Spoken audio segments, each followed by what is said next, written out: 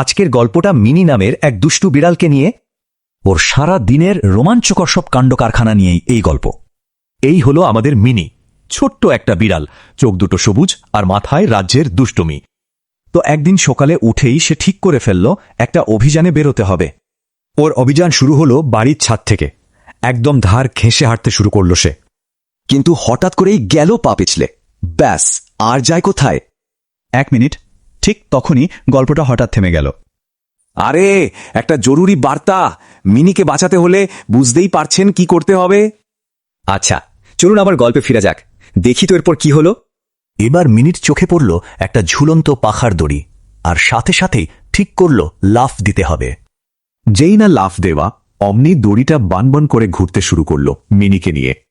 আর ওর মুখ থেকে তখন শুধু একটাই আওয়াজ বেরোচ্ছিল, মিয়াও মাও। মাথা ঘোরানো পর্ব শেষ করে মিনি গেল একটা পুকুরের ধারে একটু জিরিয়ে নিতে। জলের মধ্যে নিজের চেহারা দেখেই তো সে অবাক, ভাবছে এই সুন্দরীটা আবার কে। ওর ভাবনার মাঝেই হঠাৎ করে জল থেকে লাফ দিয়ে উঠল একটা মাছ, আর তা দেখেই মিনি ভয় দিল এক লাফ সোজা পেছনের দিকে, আর গিয়ে পড়ল ধপ করে একেবারে নরম কাদার মধ্যে। ফলাফল, আমাদের মিনি তখন হয়ে গেছে পুরোপুরি একটা চকলেট রঙের বিড়াল। অবশেষে সন্ধ্যায় বাড়ি ফিরে সে বেশ গর্বের সাথেই ওর মালিককে সব ঘটনা বলল। এখন প্রশ্ন হলো, মিনিট পরের অভিযানটা কি হতে পারে বলে মনে হয়?